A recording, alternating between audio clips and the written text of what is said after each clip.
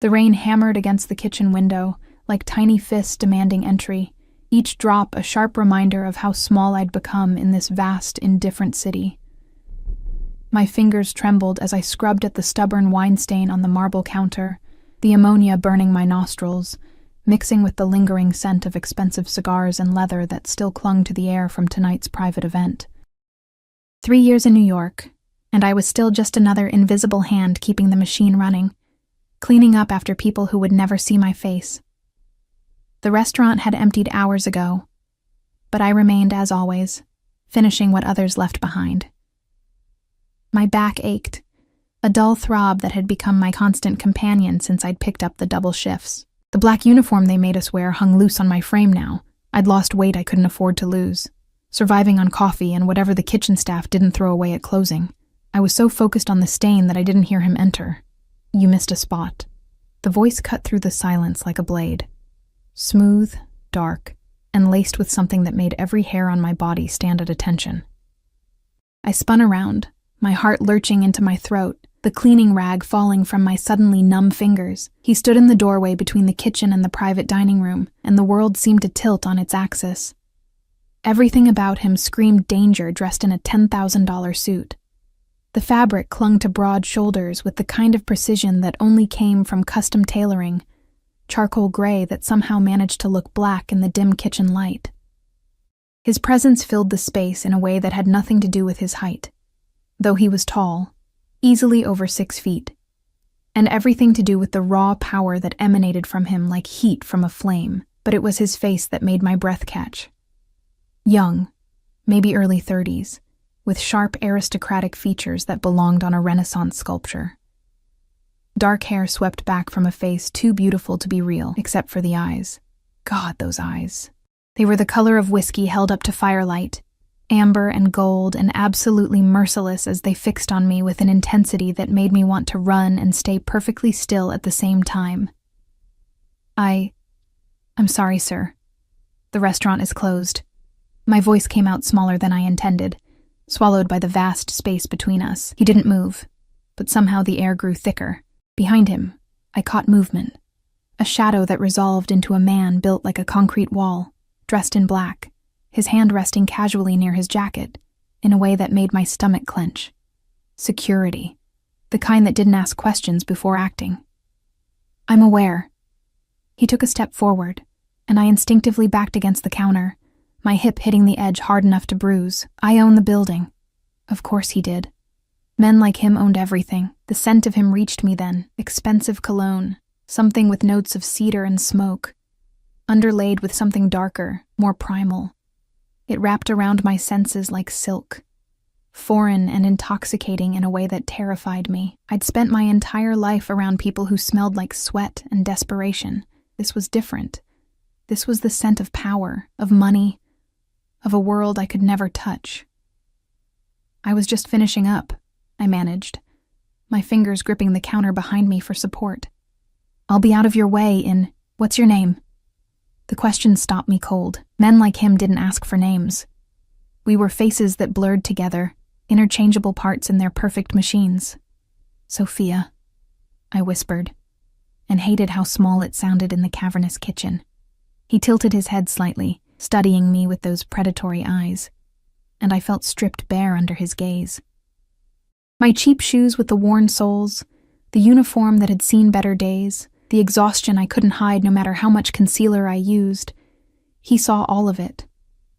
And instead of the dismissal I expected, something flickered in those amber depths. Interest. Attention. The kind that made prey freeze in the headlights. "Sophia."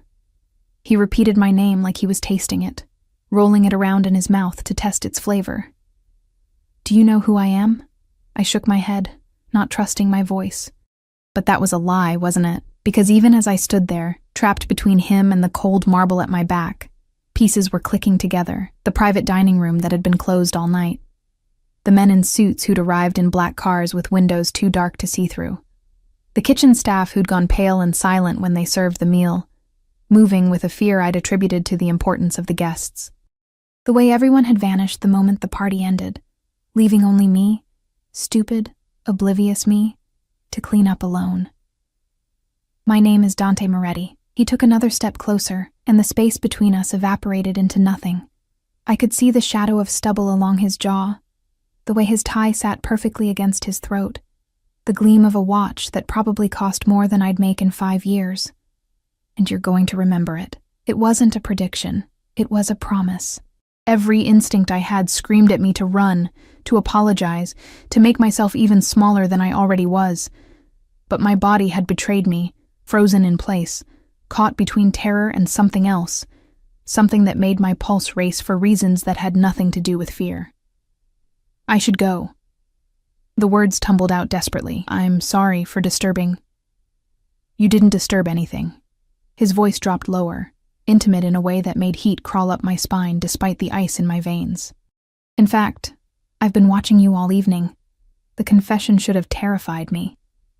It did terrify me, but it also sent a jolt of something electric through my body, settling low in my stomach like liquid fire. Watching me? I echoed stupidly. Through the kitchen door. He gestured slightly toward the small window in the door that separated the dining room from the kitchen. You move like you're trying to disappear. Like if you're quiet enough, small enough, the world will forget you're there. His observation cut too close to the bone, exposing truths I'd never spoken aloud. I was trying to disappear. Every day, every shift, every moment I spent scrubbing floors and washing dishes. I was trying to make myself invisible enough that life would stop hurting so much. I don't... My protest died as he moved closer still. Close enough that I could feel the heat radiating from his body, close enough that the expensive cologne became a drug in my lungs. You do. His hand came up and I flinched. I couldn't help it. But he didn't strike. Instead, his fingers caught a strand of hair that had escaped my messy bun, tucking it behind my ear with a gentleness that seemed impossible from a man who radiated violence like others radiated warmth. The question is why? What are you running from, Sophia? Nothing. I'm not. The lie tasted bitter on my tongue. Everyone's running from something. His thumb brushed against my cheekbone, and I gasped at the contact, my skin burning where he touched. The smart ones just run faster. I should have pulled away, should have ducked under his arm and bolted for the door, but I was paralyzed, caught in the gravity of him, drowning in those amber eyes that saw too much, understood too much. I need to finish cleaning, I whispered, the last desperate attempt to break whatever spell he was weaving around us. No. The word was soft but absolute. You need to come upstairs with me. The world stopped. My heart stopped. Everything stopped. What? The question came out as barely more than a breath. I have a proposition for you. He stepped back slightly, giving me space that somehow felt like abandonment. Come upstairs to my office. Have a drink. Hear what I have to say. I can't. My mind scrambled for excuses, for reasons, for anything that would let me escape this moment. I have to get home. Where's home? The question was casual, but his eyes were anything but. That studio apartment in Queens? The one with the broken heater and the landlord who hasn't fixed the leak in 3 months? Ice flooded my veins. How do you? I make it my business to know things. He said it like it was the most natural thing in the world, like invading my privacy was just another Tuesday evening. I also know you're 2 months behind on rent, that you're working 3 jobs just to keep that shithole, that you send money back to your mother in Pennsylvania every month even though you can barely feed yourself. Each word was a hammer blow, shattering the illusion of anonymity I'd wrapped around myself like armor. He'd peeled away my layers, exposing the raw desperation underneath, and I had no defense against it. Why? The question came out broken, barely held together. Why would you know any of that? Because I wanted to. His smile was dangerous, beautiful in the way a predator was beautiful. And I always get what I want, Sophia. Always. The certainty in his voice should have repulsed me. Instead, it ignited something treacherous in my chest. A spark of want, of need, of the dangerous fantasy that someone like him could want someone like me. I'm nobody, I said, trying to make him understand. You're someone who caught my attention. He held out his hand, palm up, an invitation and a command all at once, and that's the most dangerous thing you could be. I stared at his hand, Strong fingers, immaculate nails, a signet ring on his pinky that probably had more history than I had future. Taking it would change everything. I knew that with a bone-deep certainty that terrified me. Whatever waited upstairs, whatever proposition he had, it would mark a before and after in the story of my life. Behind him, the security guard shifted. A subtle reminder that I wasn't really being given a choice. Not really. Men like Dante Moretti didn't make requests. They made offers that sounded like requests, and the smart move was always to accept. But something in me hesitated, some last scrap of self-preservation that recognized the cliff edge I was standing on. What if I say no? I needed to know. Needed to understand exactly how much power I was surrendering. His smile widened, but it never reached his eyes. Then you walk out that door, go home to your broken apartment, and wake up tomorrow to the same life you've been living. Nothing changes. Nothing gets better. He paused, letting the words sink in like stones. But you'll always wonder what might have happened if you'd been brave enough to say yes. The manipulation was transparent, obvious even to me in my exhausted, terrified state. But that didn't make it less effective, because he was right. If I walked away now, I'd spend the rest of my life wondering, and wondering, I'd learned, was its own special kind of torture. My hand moved before my brain caught up, fingers trembling as they touched his palm. His hand closed around mine immediately, warm and strong and absolutely inescapable. The contact sent electricity shooting up my arm, settling in my chest like lightning in a bottle. "Good girl," he murmured, and the words shouldn't have affected me the way they did. Heat pooling in my stomach, breath catching in my throat, he tugged me gently away from the counter, and I followed, my legs moving on autopilot. The security guard fell into step behind us as Dante led me through the kitchen, past the dining room where hours ago I'd glimpsed him through that window, eating and drinking and commanding the attention of every man at the table with nothing more than his presence. We reached an elevator I'd never noticed before, hidden behind what I'd thought was a storage closet. Dante pressed his palm against a scanner, and the doors slid open with a soft hiss, revealing an interior of polished wood and brass that looked like it belonged in a different century. As we stepped inside, his hand still holding mine, I caught our reflection in the brass-framed mirror. The contrast was devastating. Him, immaculate and powerful, every inch the king of whatever dark empire he ruled. Me, small and faded beside him, a shadow trying to stand in the sun. The doors closed with a definitive click, sealing us in together, and as the elevator began its ascent, I couldn't shake the feeling that I'd just made the biggest mistake of my life. Or maybe, I thought, as his thumb traced slow circles against my wrist, it was the first real choice I'd ever made. The elevator climbed higher, carrying me toward whatever waited in the darkness above, and all I could think was that I'd never been more terrified or more alive in my entire life. The elevator doors opened onto a world I'd only seen in movies. The penthouse spread before me like a fever dream rendered in marble and glass, floor-to-ceiling windows that transformed the New York skyline into a glittering backdrop, furniture that looked like it belonged in a museum, art on the walls that I suspected was original despite my complete inability to afford such knowledge. Everything gleamed with the kind of cleanliness that came from people like me scrubbing it daily, people who vanished into service hallways before anyone important could see them. Dante's hand remained wrapped around mine as he guided me inside, and I felt the security guard's presence fade as he took position outside the elevator, a silent sentinel between this world and everything else. "Sit." Dante released my hand, gesturing toward a leather sofa that probably cost more than my car, if I'd had a car. "I'll get us drinks." I perched on the edge of the cushion, afraid to lean back, afraid to touch anything more than absolutely necessary. My reflection stared back at me from the dark windows, a ghost in a cheap uniform haunting a palace. What was I doing here? What could a man like Dante Moretti possibly want from someone like me? He moved to a bar cart near the windows, his movements fluid and controlled, each gesture economical. Even the way he poured whiskey into crystal glasses spoke of breeding, of a life where every action was deliberate, considered. He'd removed his suit jacket, and I could see the play of muscles beneath his white shirt.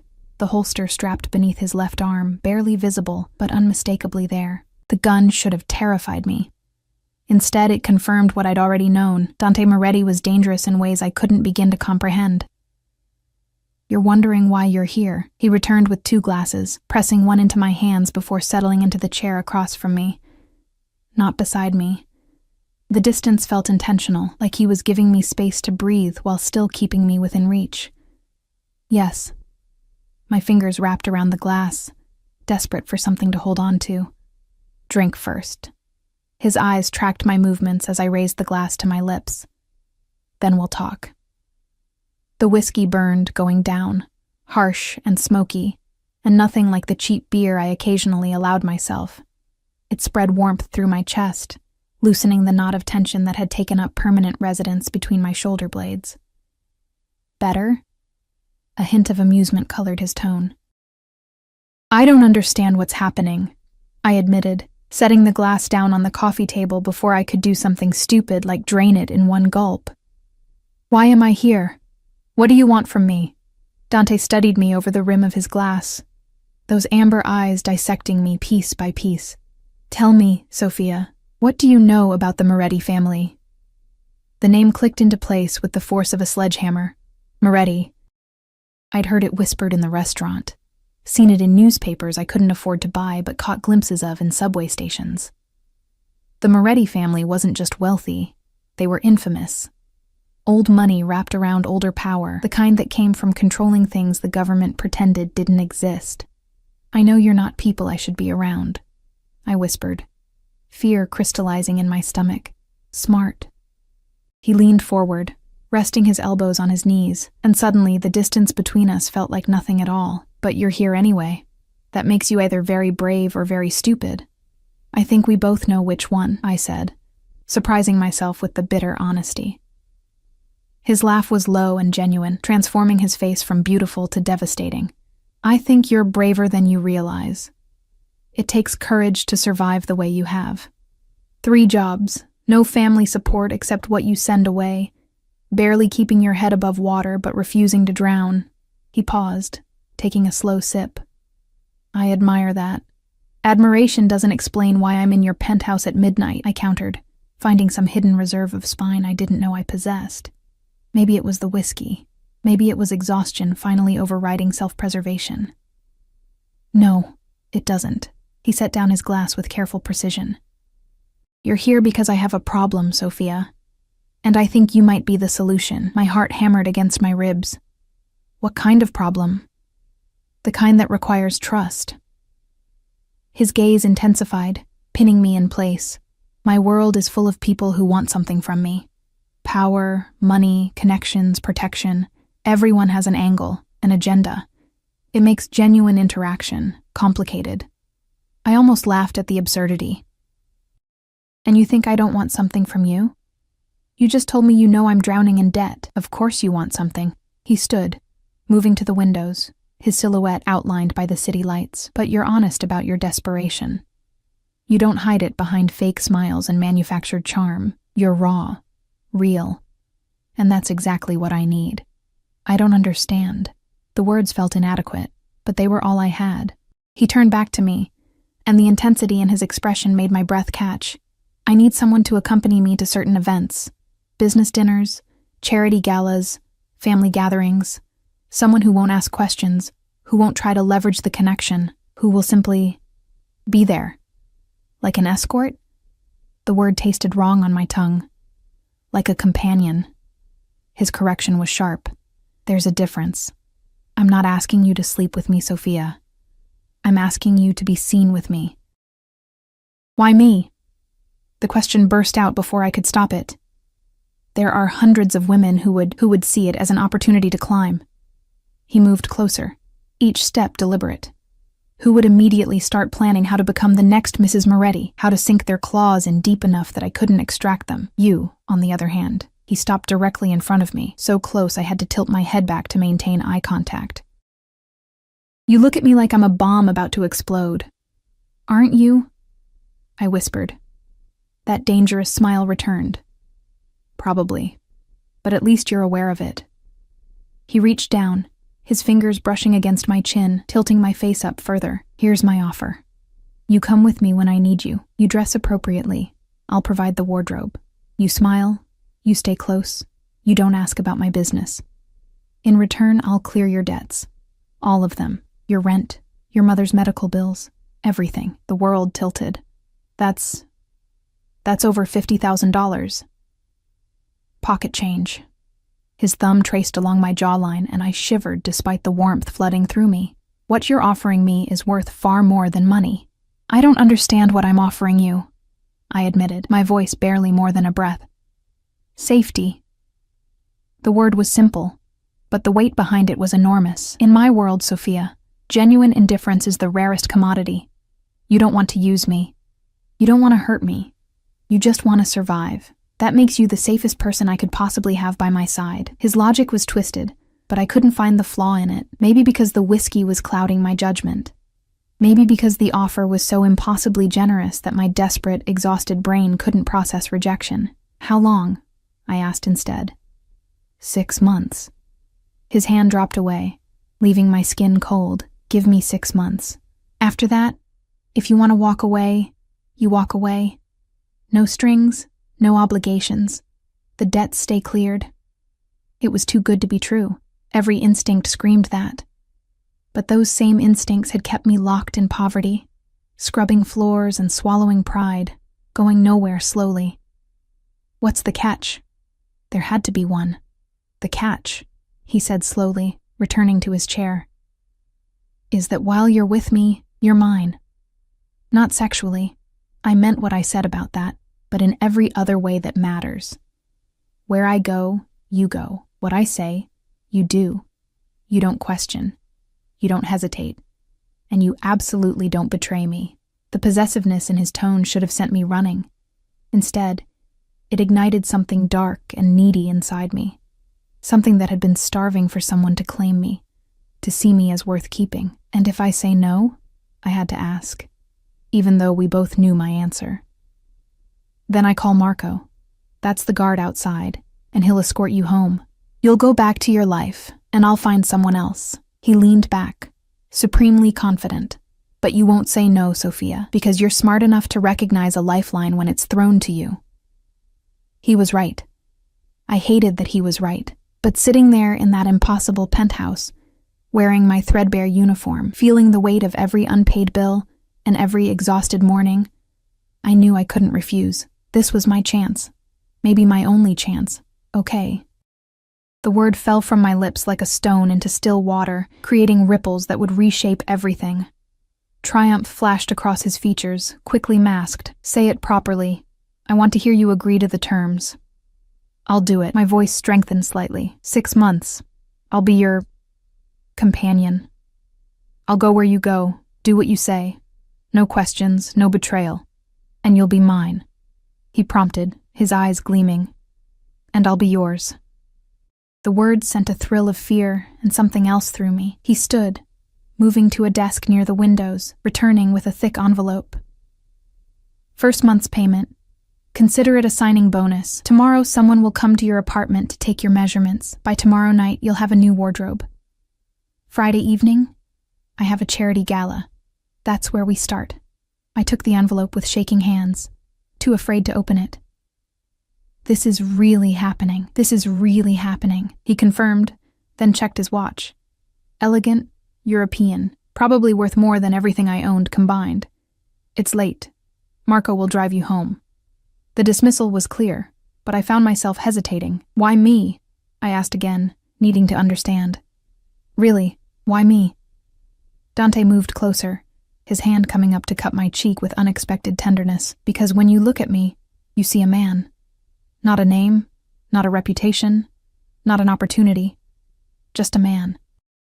And I haven't been just a man in a very long time. Before I could respond, before I could process the vulnerability hidden in those words, he stepped back. Marco will be waiting. Go home, Sophia. Get some sleep. Your life changes tomorrow. I stood on unsteady legs, still clutching the envelope. As I moved toward the elevator, I felt his eyes tracking my every step, the weight of his attention like a physical touch. At the threshold, I turned back.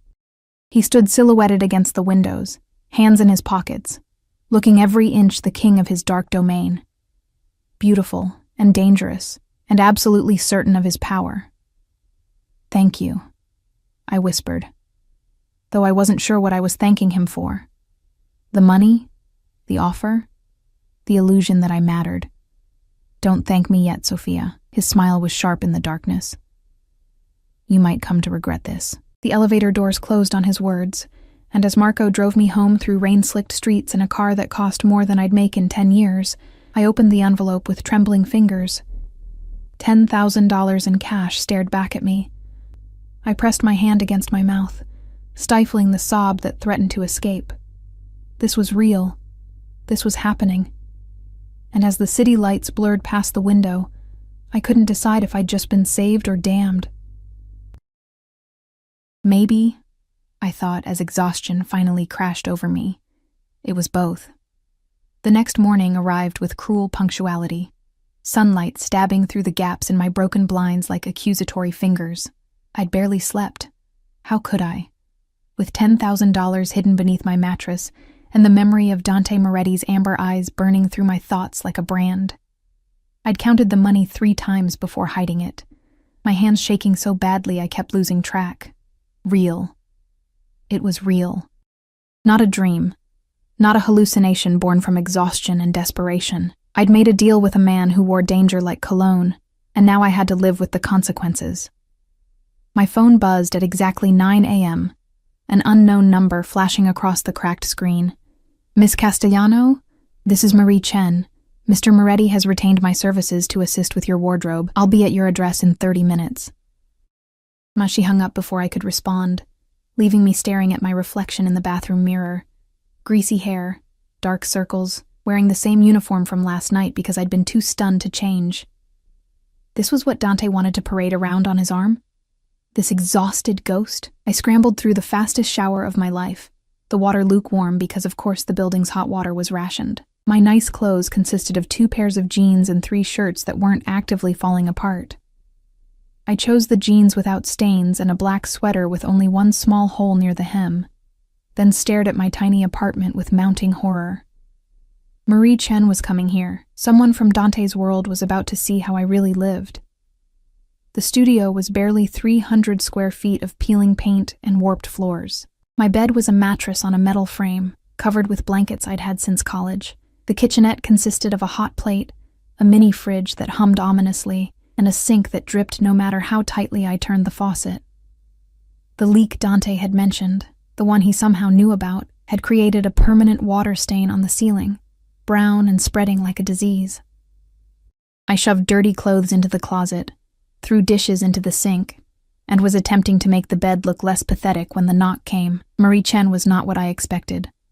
Petite, impeccably dressed in a tailored pantsuit, she swept into my apartment with the efficiency of a general surveying a battlefield. Her eyes cataloged everything in seconds. The poverty, the desperation, the sheer impossibility of my situation. "Well," she said, her tone neutral in a way that felt more damning than criticism, "we have our work cut out for us." Behind her, 2 assistants carried in garment bags, shoeboxes, and cases I couldn't begin to identify. They transformed my pathetic studio into a makeshift boutique with practiced ease, hanging clothes on a portable rack, arranging accessories on my rickety table. "Strip," Marie commanded, pulling out a measuring tape. "Everything off except undergarments." I hesitated, suddenly aware of how worn my bra was, how the elastic in my underwear had long since given up.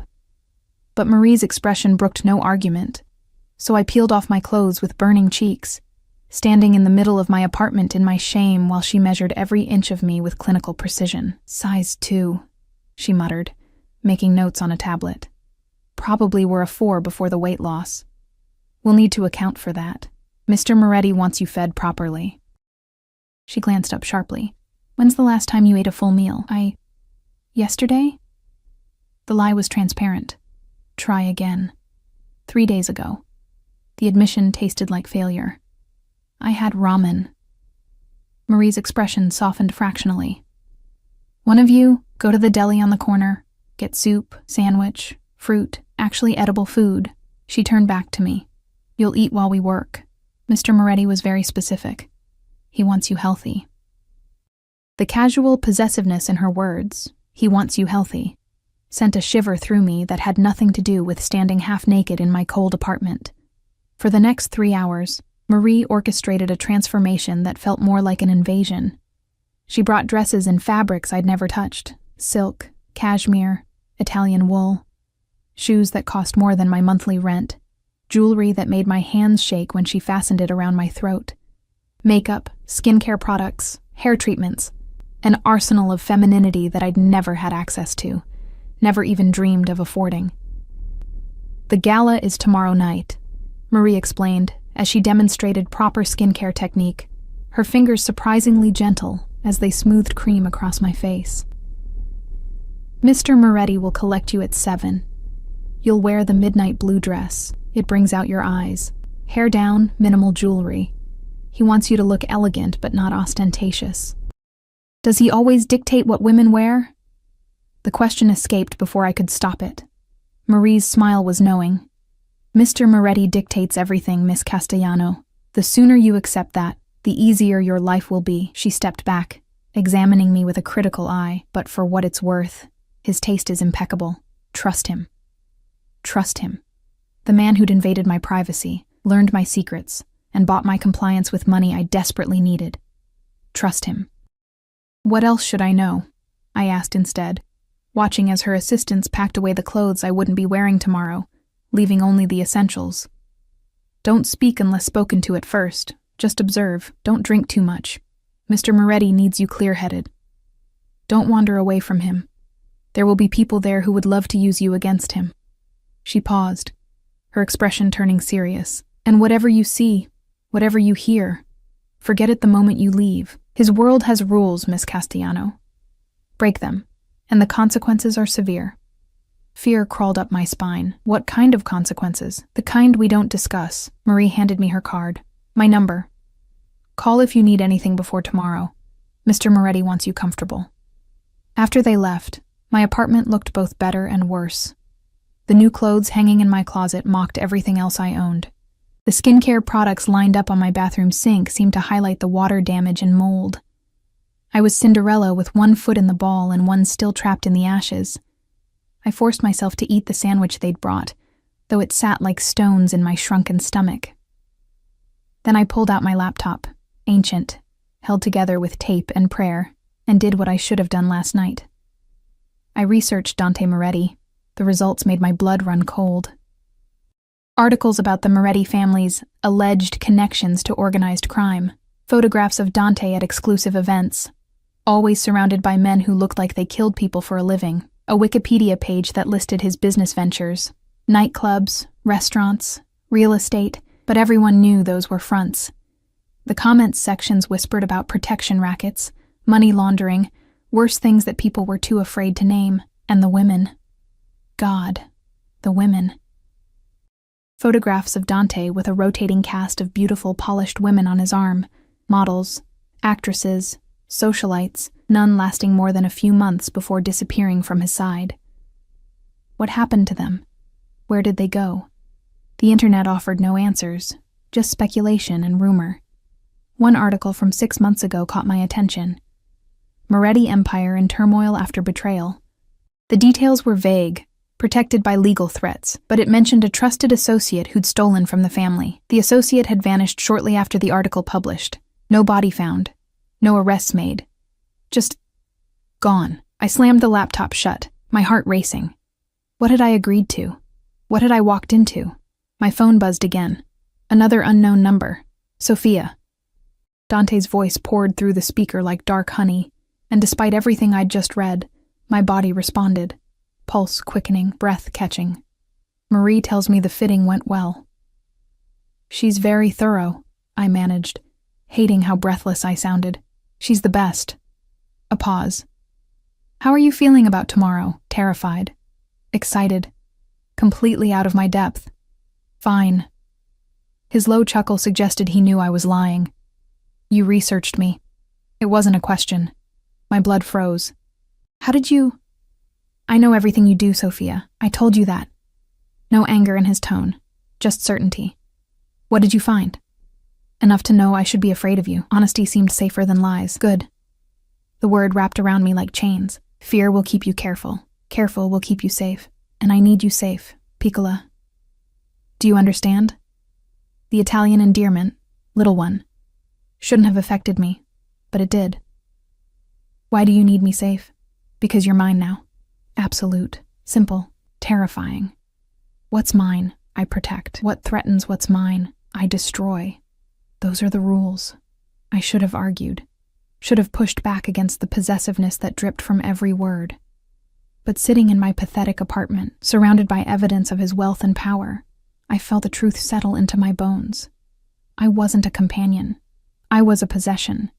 And Dante Moretti protected his possessions with the same ruthlessness he used to eliminate his enemies. I'll be ready tomorrow, I whispered, because what else could I say? 7 o'clock. Wear what Marie selected. And Sophia? His voice dropped lower, intimate. Sleep well tonight. Tomorrow, you enter my world. There's no going back after that. He hung up before I could respond, leaving me clutching the phone like a lifeline in shark-infested waters. That night, I dreamed of amber eyes and silk ties, of hands that could caress or kill with equal ease. I dreamed of drowning in luxury while chains made of gold wrapped around my wrists, and when I woke, gasping, in the cold darkness of my apartment, I couldn't tell if the dreams were warnings or promises. Friday evening arrived too quickly and not quickly enough. I spent the day in a haze of anxiety, calling in sick to my shifts. The first time I'd ever done that. The money hidden under my mattress whispered that I could afford it now. But guilt gnawed at me anyway. My coworkers depended on me. My boss would be furious, but Dante had made it clear. When he called, I answered. Everything else was secondary. I started getting ready at 5, following Marie's instructions with trembling hands. The shower, the lotions, the careful application of makeup that made me look like a stranger. Polished, elegant, almost beautiful. The midnight blue dress slid over my skin like water, hugging curves I'd forgotten I had. The neckline dipping low enough to be sophisticated without being indecent. The heels added 3 inches to my height, but felt like stilts. I practiced walking in my tiny apartment, wobbling like a newborn deer, until I could manage a few steps without breaking my ankle. By 6:45, I was ready. By 6:55, I was pacing. By 7 exactly, the knock came. But it wasn't Dante at my door. It was Marco, the security guard from the elevator, his expression neutral as he took in my transformation. Mr. Moretti is waiting downstairs, Miss Castellano. Of course he was. Men like Dante didn't climb stairs to collect their possessions. They waited, and the world came to them. Marco escorted me down the narrow stairwell, no elevator in my building, and out onto the street where a black car idled at the curb. Not just any car, a Bentley, sleek and dangerous. Windows tinted so dark I couldn't see inside. Marco opened the back door, and suddenly I was face to face with Dante Moretti. If he'd been devastating in a suit before, he was absolutely lethal in a tuxedo. Black on black, tailored to perfection, a bow tie that somehow made him look both civilized and savage. His hair was swept back, revealing the sharp planes of his face, and those amber eyes tracked every inch of me with an intensity that made my skin burn. Bellissima, he murmured, the Italian rolling off his tongue like a caress. Get in, Sophia. It's time. I slid into the car beside him, hyper-aware of every point where our bodies almost touched, and as Marco closed the door, sealing us in leather-scented luxury, I felt the last threads of my old life fall away. Dante's hand found mine in the darkness, his fingers threading through mine with possessive certainty. Ready? He asked, though we both knew it didn't matter if I was or not.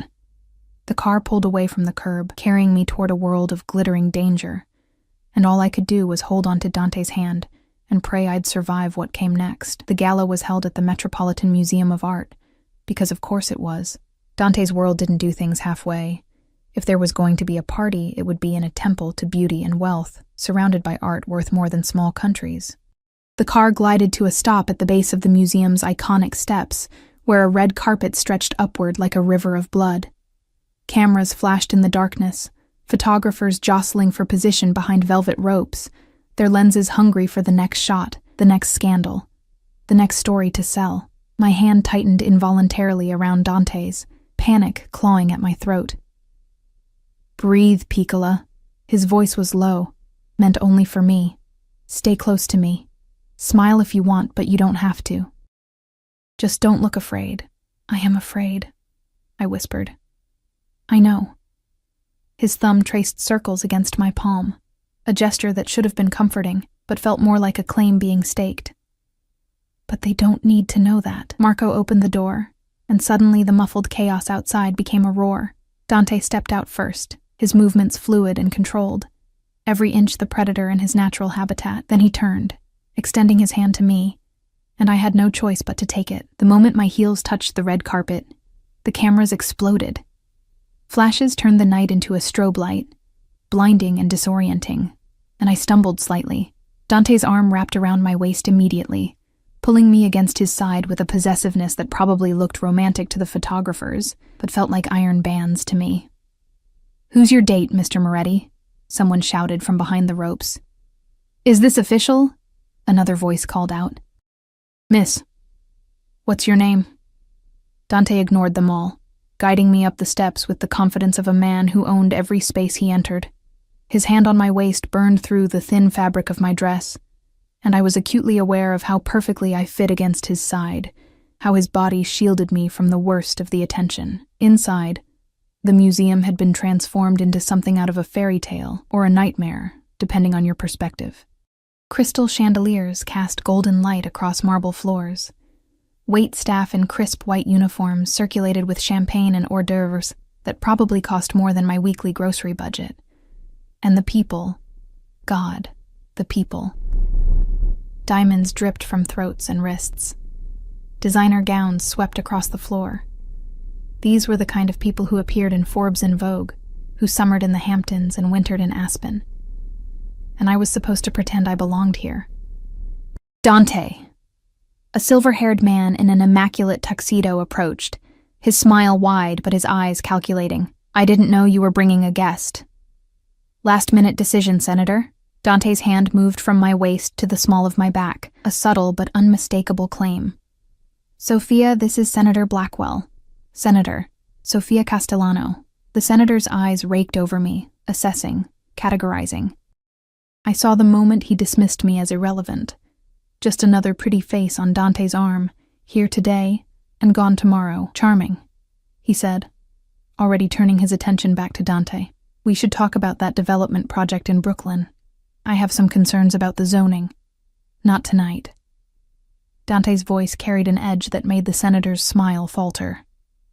"Tonight is for charity, remember?" It was a dismissal wrapped in civility, but the senator recognized it for what it was. He backed away with a tight nod, and I felt Dante's hand press more firmly against my back. "That's how you handle them," he murmured against my ear, his breath warm against my skin. "Polite but firm. Never give them more than they deserve." "I didn't say anything," I pointed out, hyper-aware of his proximity, the way his cologne wrapped around me like smoke. "Exactly." His lips curved into a smile that didn't reach his eyes. "You're learning already." The evening became a blur of faces and names I'd never remember. Dante guided me through the crowd with expert precision, his hand never leaving my body. Sometimes at my waist, sometimes on my back, occasionally sliding down to my hip in a gesture that made my breath catch and my skin flush. He introduced me to businessmen and socialites, politicians and celebrities, each interaction carefully orchestrated, and I began to understand what he'd meant about needing someone who wouldn't use him. These people circled like sharks, each one looking for an opening, an angle, a way to leverage proximity to Dante Moretti into something valuable. They smiled with their mouths, but calculated with their eyes, and the few women who approached us looked at me with a mixture of envy and contempt. "You're doing well," Dante said during a rare moment of privacy, tucking me into an alcove away from the main crowd. He handed me a glass of champagne, my second of the evening, because he'd been monitoring my intake like a hawk. "Better than I expected." "I'm not doing anything," I said honestly. "I'm just standing here trying not to fall in these heels." His laugh was genuine, transforming his face into something almost human. "You're giving me exactly what I need." a moment of peace in a room full of vultures. His hand came up to cup my cheek, the gesture tender in a way that confused me. "Thank you." Before I could respond, a woman's voice cut through the moment like a knife. Well, Dante Moretti with another stray. How predictable. I turned to find a woman who looked like she'd stepped off a runway, tall, blonde, devastatingly beautiful, in a red dress that probably cost more than my yearly rent, but it was her eyes that caught me, cold and sharp as broken glass. Fixed on me with undisguised hatred, Dante's entire demeanor changed. The warmth vanished, replaced by something arctic and dangerous. His hand dropped from my face but immediately found my waist, pulling me against him with bruising force. "Vanessa." His voice could have frozen fire. "I didn't realize you'd be here," Father insisted. She moved closer, her gaze never leaving me.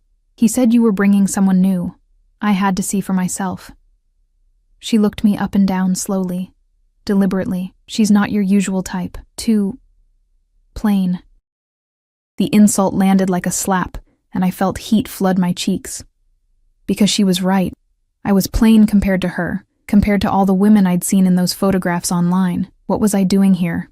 "Careful, Vanessa." Dante's warning was soft but deadly. "You're speaking about something that belongs to me." The possessiveness should have bothered me. Instead, it sent a thrill through my body that I didn't want to examine too closely. Vanessa's perfectly painted lips curved into a cruel smile. "Belongs to you? How long until you get bored and discard this one too? A month? 2? She leaned closer, her perfume cloying and expensive. "Tell me, darling, has he told you what happened to the last girl who thought she was special?" "That's enough." Dante's voice cracked like a whip, and suddenly Marco was there, materializing out of nowhere. "Escort Miss Vanessa back to her father. Now, you can't just—" Vanessa started, but one look at Dante's face silenced her. I'd never seen someone's expression turn so cold, so utterly devoid of mercy. This was the man who made people disappear. This was the monster beneath the beautiful mask. Marco took Vanessa's arm, gently, but inexorably, and guided her away. She threw one last venomous look over her shoulder before vanishing into the crowd. The moment she was gone, Dante's hand moved to my chin, tilting my face up to meet his eyes. The coldness was still there, banked but not extinguished. "Are you all right?" he asked, and I heard genuine concern beneath the anger. "Who was she?" My voice shook slightly. "And what happened to the last girl?" "Vanessa is the daughter of a business associate. She thinks we have an understanding." His thumb brushed across my lower lip and I shivered. "We don't. As for the last girl," he paused, something dark flickering across his features. "She betrayed me. She thought she could steal from me and disappear. She was wrong." "What did you do to her?"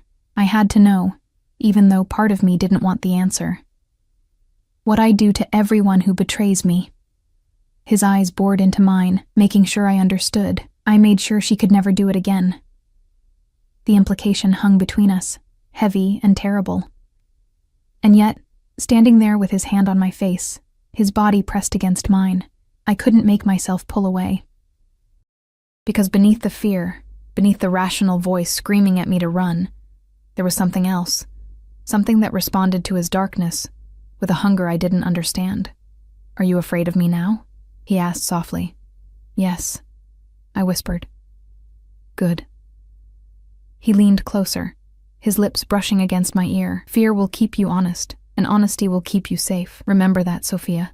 Before I could process his words, he straightened, his public mask sliding back into place. "Come. There's someone I want you to meet." He guided me through the crowd again, but everything had changed. I was acutely aware of the danger radiating from him, of the way people instinctively moved out of his path, and I was aware of my own traitorous body, responding to his touch, despite knowing what he was capable of. We approached an older man holding court near a massive marble sculpture. 60s, distinguished, with silver hair, and eyes that missed nothing. The group around him parted immediately when they saw Dante approaching. "Uncle Salvatore." Dante's voice warmed slightly, the first genuine warmth I'd heard all evening. "I'd like you to meet Sofia Castellano." The old man's eyes sharpened with interest, studying me with an intensity that rivaled Dante's. "Castellano? Italian?" My grandfather was from Sicily, I managed, my voice steadier than I expected. Ah. Something shifted in Salvatore's expression. Good bloodline. And what do you do, Miss Castellano? The question was a test. I could feel Dante tense beside me, waiting to see how I'd answer. I could lie, inflate my importance, or I could tell the truth and risk embarrassing him. I work in restaurants, I said simply. Whatever needs doing. Salvatore's eyebrows rose, and I braced for judgment. Instead, he laughed, a deep, genuine sound. Honest.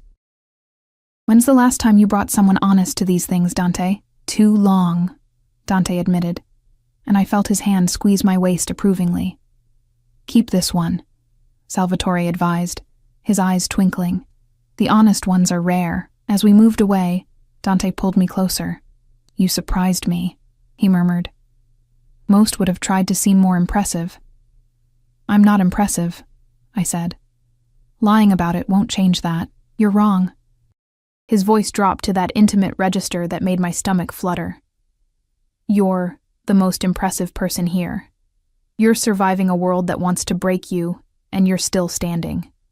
That's worth more than all their money and connections combined. His words shouldn't have affected me so deeply, but they burrowed into my chest and took root. When's the last time someone had seen my struggle as strength instead of failure? The rest of the evening passed in a haze. Dante kept me close, his body a constant presence against mine, his hand never straying far, and slowly, I began to understand the nature of his possession. It wasn't about control, or not just about control, it was about protection. In his world, being claimed by Dante Moretti meant being untouchable. The way people's eyes skated over me after his declaration to Vanessa, the careful distance they maintained, it was because I wore his mark. I was his. And in his world, that meant something. Near midnight, as the gala began winding down, Dante guided me toward a private balcony overlooking the museum's sculpture garden. The cool night air was a relief after the stifling heat of the party, and I breathed deeply, trying to clear my head. You did well tonight. Dante stood close behind me, his hands coming to rest on the balcony railing on either side of me, caging me in, better than well. You were perfect. I barely spoke, I pointed out, hyper-aware of his body heat at my back. Exactly. His breath stirred my hair. You didn't try to perform or impress. You just existed beside me. Do you know how rare that is? I shook my head, not trusting my voice. In my world, everyone's an actor. Everyone's playing a role, angling for advantage. But you... His hands moved to my hips, and I gasped as he pulled me back against him. You're real. Raw. Mine. Dante. His name came out breathless. Say it again. A command, not a request. Dante, softer this time. His hands tightened on my hips. You feel this between us, don't you? This pull. I wanted to deny it. Wanted to maintain some shred of dignity, of self-preservation. But his body was pressed against mine, his scent surrounding me, and I couldn't lie. Not about this. Yes. The admission cost me, but it was the truth. Good. One hand left my hip, sliding up my side, across my ribs, stopping just below my breast, because I'm going to keep you, Sophia. Not for 6 months. Not for any defined period. I'm going to keep you until I decide I'm done. And that might be never. Terror and desire warred within me. That wasn't our agreement. Agreements change. His lips brushed against my neck and I shuddered. I changed my mind the moment I saw you in that kitchen, scrubbing counters like your life depended on it. You were so determined, so focused, completely unaware that I was watching, and I knew. You were going to be mine. You can't just decide that, I protested weakly. I just did. He turned me in his arms, and suddenly we were face to face, his eyes burning into mine. Tell me you don't want this. Look me in the eye and tell me you don't feel it too. Tell me, and I'll let you walk away right now. I opened my mouth to do exactly that, to save myself from whatever dark road he was leading me down, but the words wouldn't come, because he was right. I did feel it. This impossible, terrifying pull toward a man who was dangerous in every way that mattered. My silence was answer enough. That's what I thought. His hand cupped my face with devastating gentleness, "You're mine now, Sophia, and I protect what's mine." Then he kissed me. The kiss shattered every defense I'd carefully constructed, every rational argument about why this was wrong, dangerous, impossible. His lips moved against mine with a certainty that suggested he'd been thinking about this moment as obsessively as I had, and when his tongue swept into my mouth, I made a sound that was half surrender, half plea. His hand tangled in my hair, angling my head to deepen the kiss, while his other arm banded around my waist, pulling me flush against him. I could feel every hard plane of his body, the controlled strength in his arms, the racing of his heart that matched my own. He kissed me like he was claiming territory, marking me in ways that had nothing to do with words and everything to do with possession. When he finally pulled back, we were both breathing hard, my lips swollen, and his eyes blazing with hunger barely restrained. "We need to leave," he said roughly. "Now, before I do something extremely inappropriate on this balcony." He didn't wait for my response, just took my hand and pulled me back through the gala. We moved quickly past the remaining guests, past the cameras at the entrance, down to where Marco waited with the car. The moment the door closed behind us, sealing us in leather and darkness, Dante pulled me onto his lap. 6 weeks, he muttered against my mouth between kisses that left me gasping. "I told myself I'd wait 6 weeks before touching you, give you time to adjust, to understand what being mine meant." His teeth grazed my neck, and I arched into him helplessly. "Made it 6 hours. Dante..." I tried to form coherent thoughts, but his mouth was doing things to my throat that short-circuited my brain. "This wasn't supposed to. We agreed." "I know what we agreed." He pulled back enough to look at me, his eyes molten in the darkness. "And I'm changing the terms. I want you, Sophia, not just as arm candy at parties. I want you in my bed, in my life, in every way that matters. I'm not..." I struggled for words. "I'm not equipped for this. Your world, your life, the danger. I'll keep you safe."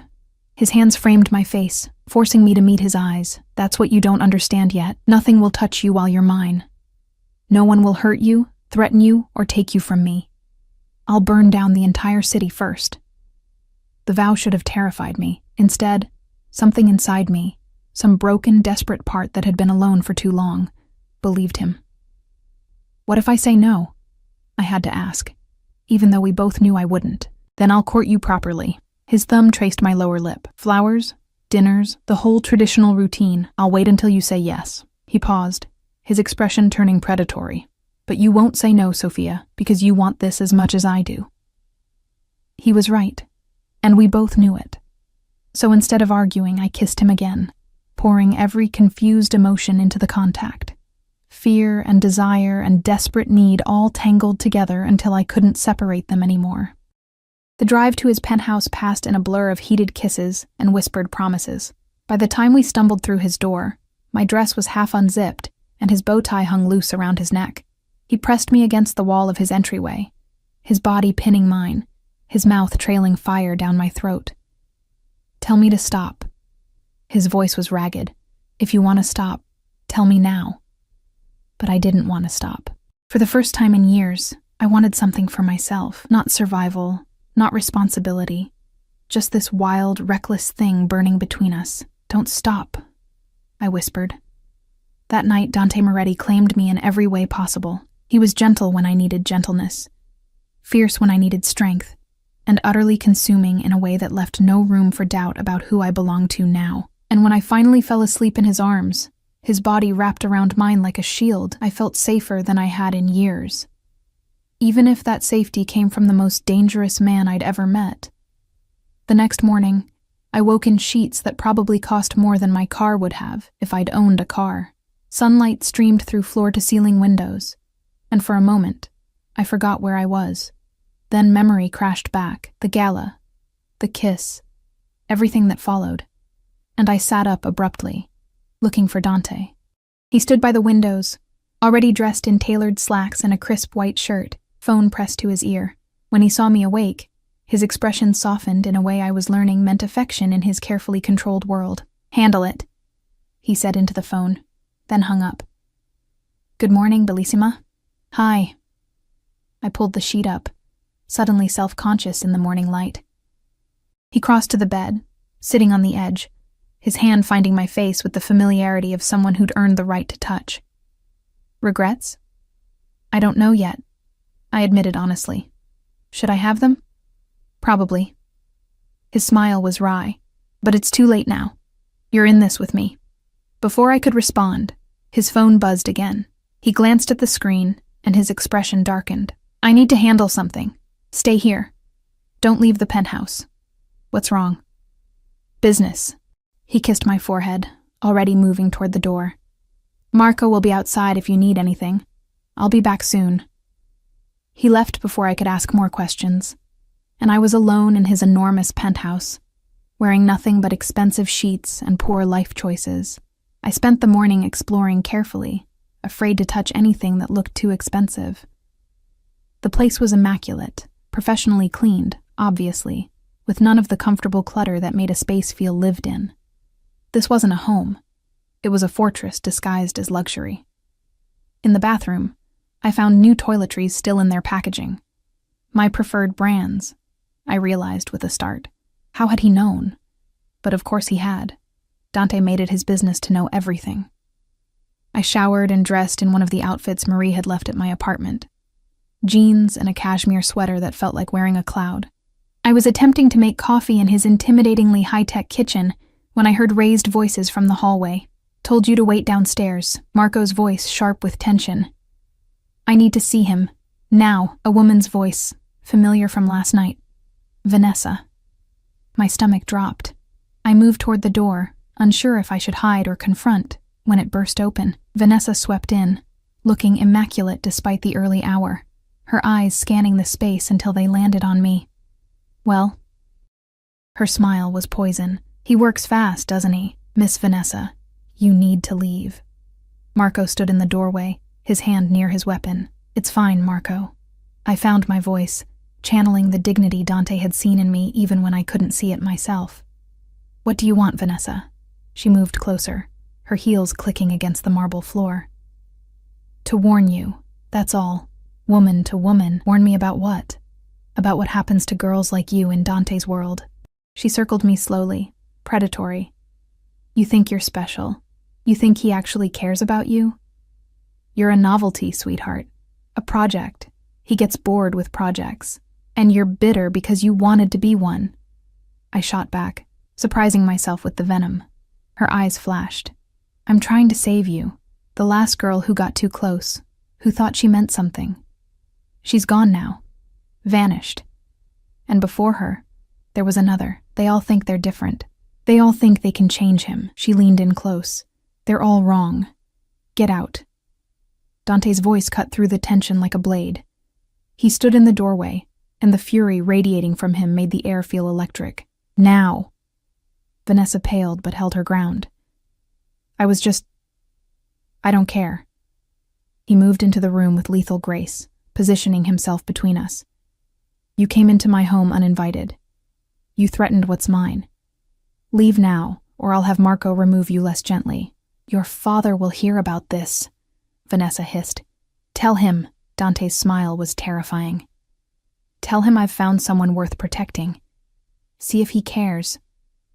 Vanessa's composure cracked. With a final venomous look at me, she swept out, Marco following to ensure she actually left. The moment the door closed, Dante turned to me. Are you all right? Did she hurt you? No, just words. I wrapped my arms around myself. Is it true? About the other girls?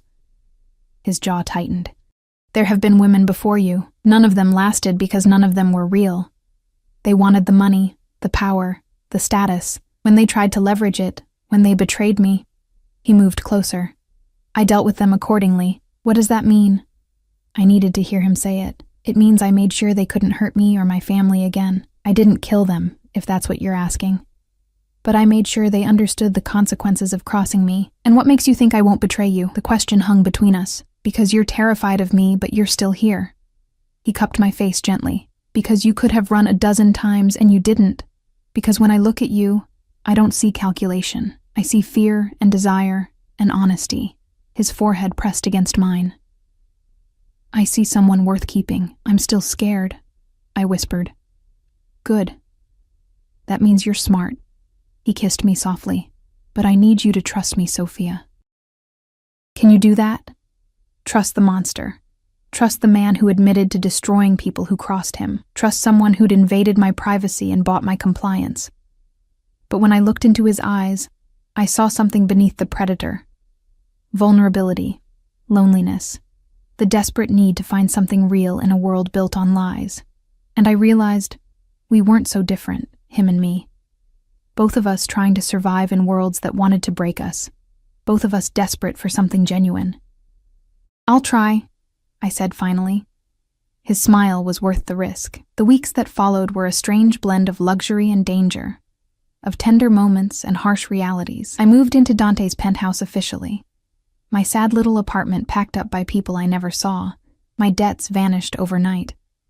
My mother's medical bills, covered, everything I'd been drowning in, gone. In return, I became part of Dante's life completely. I attended business dinners where men discussed things I pretended not to hear. I learned to stand silently at his side, reading the room for threats while he conducted business. I became fluent in the language of his world, the careful distances, the coded words, the understanding that some questions were never asked. But at night, in the darkness of his bedroom, he was just Dante, just a man who held me like I was precious, who whispered plans for a future I was afraid to believe in, who made me feel seen in ways no one ever had. I have something to tell you, he said one evening. 3 months into our arrangement, we sat on his balcony, the city glittering below us, his arm around my shoulders. About my father. I tensed.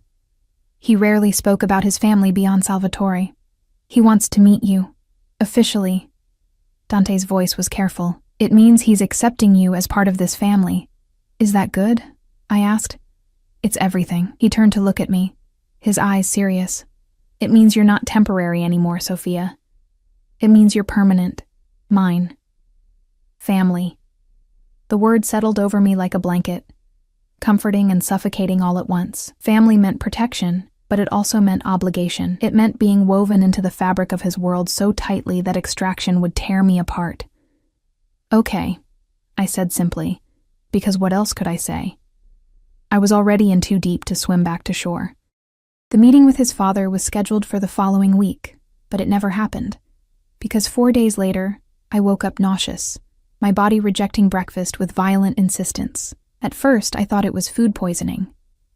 Then, I thought it was stress, but when it continued for 3 days straight, accompanied by exhaustion and heightened emotions, I knew with a certainty that made my blood run cold.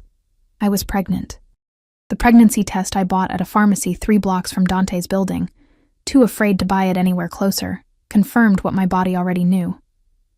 2 pink lines that changed everything. I stared at the test in the pharmacy bathroom, my hand shaking so badly I nearly dropped it. What was I going to do? How could I tell Dante?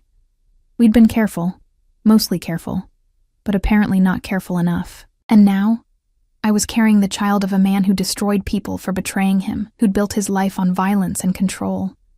What kind of father would he be? What kind of life could I give a child in his world? I wrapped the test in toilet paper and shoved it deep in my purse, my mind racing. I needed time to think, to figure out how to tell him, to understand what this meant for us. But fate, it seemed, had other plans. That evening, Dante came home earlier than usual, his expression thunderous. We have a problem. What kind of problem? I asked, trying to keep my voice steady, hyper-aware of the pregnancy test hidden in my purse across the room. Someone's been asking questions about you, about your background, your family, why you're with me. His eyes burned with barely contained fury. Someone's trying to use you against me. My blood ran cold. Who? I don't know yet, but I will. He pulled me against him, his arms like steel bands. I'm sending you away, somewhere safe, just until I handle this. No. The word burst out before I could stop it. I'm not leaving you. It's not a request, Sophia. His voice turned hard. You're in danger, real danger, and I won't risk you. We argued for hours, his insistence meeting my stubborn refusal. I couldn't leave now. Not when I needed to tell him about the baby. Not when everything was about to change. Finally, exhausted, we went to bed. The argument unresolved. Dante held me tightly, as if he could protect me through sheer force of will, and I lay awake, one hand pressed against my still flat stomach, wondering how to tell him that he wasn't just protecting me anymore. The next morning I woke alone. Dante had left early, a note on his pillow saying he'd be back by evening. I spent the day in a haze of anxiety, the pregnancy test burning a hole in my consciousness. I needed to tell him. Today. When he got home, I'd tell him everything. But when evening came, it wasn't Dante who walked through the door. It was Marco, his face grave. "Miss Sophia, you need to come with me. Now. What's wrong? Where's Dante?" "There's been an incident. He's fine," Marco added quickly, seeing my panic. "But he needs you somewhere secure. Please. We need to go." I grabbed my purse, the purse with the test still hidden inside, and followed Marco to the car. We drove through the city in tense silence, taking turns I didn't recognize, heading toward a part of town I'd never been. "Where are we going?" I finally asked. "Safe house." Mr. Moretti's orders. Marco's eyes never stopped scanning the streets. "Someone made a move tonight. He wants you protected until it's handled." The safe house turned out to be a nondescript building in Queens, the kind of place no one would look twice at. Marco escorted me to a third-floor apartment, sparsely furnished but clean, with bars on the windows and multiple locks on the door. "Stay here. Don't leave for any reason. Don't answer the door unless you hear the code word." He handed me a phone, a burner, by the looks of it. "Mr. Moretti will call when it's safe." "Marco. He'll explain everything." Marco's expression softened slightly. "He's trying to protect you, Miss Sophia. Let him." Then he was gone, and I was alone in a strange apartment, pregnant with the child of a mafia boss who'd just sent me into hiding. I spent that night clutching the burner phone, jumping at every sound, but the call never came. Hours stretched into dawn, and still nothing. I tried to stay calm, tried to trust that Dante knew what he was doing, but as morning light crept through the barred windows, panic began to set in. Where was he? What had happened? Was he safe? The phone finally rang at noon, and I nearly dropped it in my haste to answer. "Dante? Sophia." His voice was rough, exhausted. "Are you all right?" "I'm fine." "What happened? Where are you?" "I can't explain now, but it's handled. I'm coming to get you."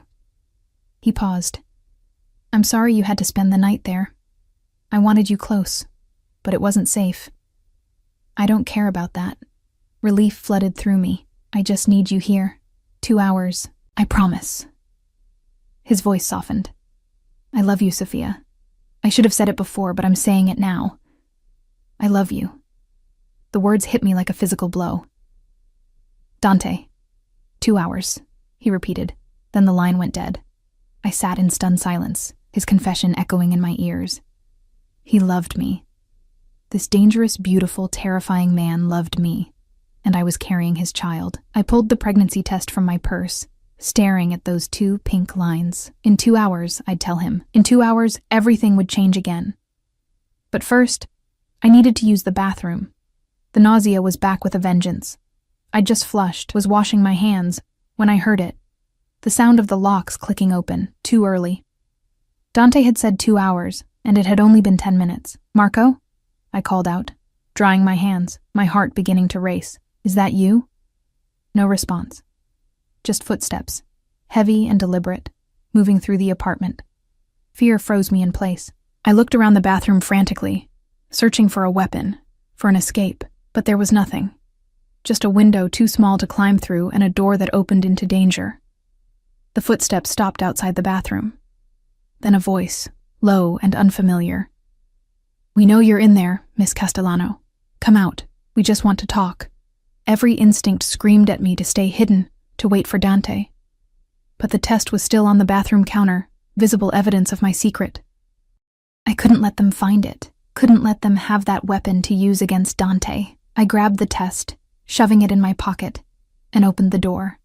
3 men stood in the apartment, all armed, all watching me with predatory interest. The leader smiled, and it was the cruelest expression I'd ever seen. "There you are, Mr. Moretti's little pet," he gestured to the others. "Bring her. The boss wants to meet the girl who made Dante Moretti go soft." I tried to run, tried to fight, but it was useless. They grabbed me easily, zip-tying my wrists, and I realized with dawning horror that they'd been waiting for Dante to leave me alone. This wasn't random. This was planned. As they dragged me toward the door, all I could think was, I never told him. I never told him about the baby. And now, I might never get the chance. They took me to a warehouse on the waterfront, the kind of place where screams wouldn't carry and bodies could disappear into the river without anyone noticing. They threw me into a chair, the metal cold against my back, and zip-tied my ankles to the legs. The leader, tall, scarred, with eyes like a dead fish, circled me slowly. "Do you know why you're here, Miss Castellano?" "No." My voice shook, but I forced myself to meet his gaze.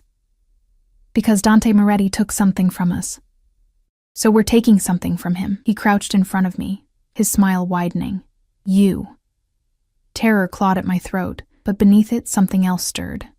Rage. These men thought I was just a possession to be traded, a weakness to exploit. They had no idea what Dante would do to them for this. "He'll kill you," I said flatly. "All of you. When he finds out, we'll already be gone. And you..." He reached out, his finger trailing down my cheek in a mockery of Dante's tenderness. "You'll be our message, our proof that the mighty Moretti isn't untouchable." The door burst open with explosive force, and Dante strode in like an avenging angel dressed in a blood-spattered suit. Behind him, Marco and half a dozen armed men fanned out, weapons drawn. The transformation in Dante was terrifying. This wasn't the man who held me gently at night, or whispered sweet words against my skin. This was the monster, unleashed and hunting. Sophia. My name was a command, his eyes finding me immediately, cataloging every injury, every terror. Then his gaze shifted to the leader, and his expression turned arctic. "You touched what's mine." "Moretti?" The leader tried for bravado, but I heard the fear underneath. "This doesn't have to..." "You put your hands on her." Dante moved forward with lethal grace. "You zip-tied her wrists. You dragged her from a safe house I personally secured." Each word was punctuated by another step. "You made her afraid. It was just business." Dante's gun came up, the movement so fast I almost missed it. The shot echoed through the warehouse, and the leader crumpled, screaming, his kneecap shattered. That was for touching her. Dante's voice was conversational, terrifying in its calm. "Marco, get Sophia out of here." "No." I surprised myself with the force of the word. "Not yet." Dante's eyes snapped to mine, something dangerous and possessive flaring in their depths. "Sophia, I need to tell you something first." My voice steadied as I held his gaze. "Before anything else happens, I need you to know." Understanding flickered across his face. He holstered his weapon and crossed to me in 3 strides, cutting the zip ties with a knife that appeared from nowhere. His hands were gentle as he helped me stand, checking me over for injuries. "Tell me," he commanded softly, his hands cupping my face. I reached into my pocket, pulling out the crumpled pregnancy test. "I'm pregnant." The world stopped. Everyone in the warehouse froze, but I only saw Dante. Saw the shock ripple across his features, followed by something that looked like wonder, fear, and fierce possession all at once. "You're..." He couldn't finish the sentence, his eyes dropping to my stomach. "About 6 weeks, I think. I just found out. I was going to tell you, but then..." Tears I'd been holding back finally spilled over. "I was so afraid I'd never get to tell you." His hands moved to my stomach, pressing gently against the flat plane, and something in his expression cracked open. "Mine," he breathed. "You're carrying my child." "Yes." The kiss he gave me then was desperate, claiming, a vow made without words. When he pulled back, his eyes were blazing. "Marco, take her to the car, now. And if anyone so much as breathes in her direction, shoot them." "Dante," I started.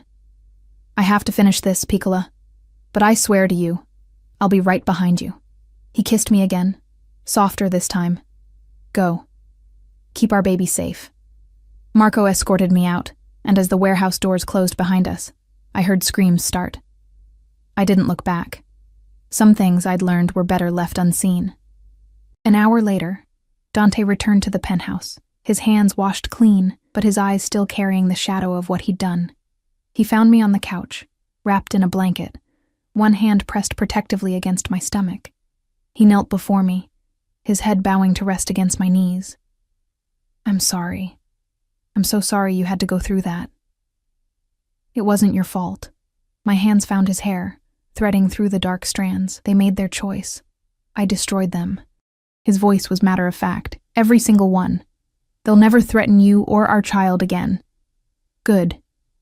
The words should have horrified me. Instead, it felt like justice. He looked up, his eyes searching mine. A baby. We're having a baby. Is this okay? I know we never discussed. Okay? He laughed, the sound raw and genuine. Sophia, you're giving me everything I never knew I wanted. A family. A real family.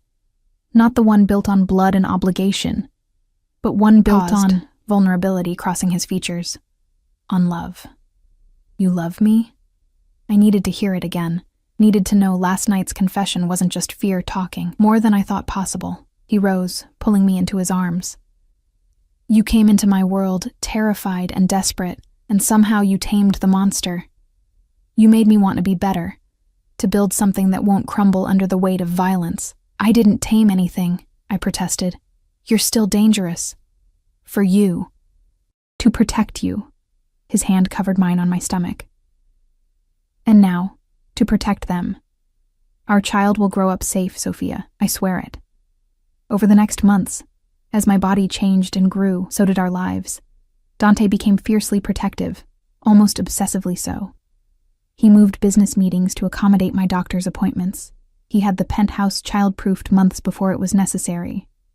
He read parenting books with the same intensity he brought to business deals, and he loved me with a ferocity that sometimes scared me, but always anchored me.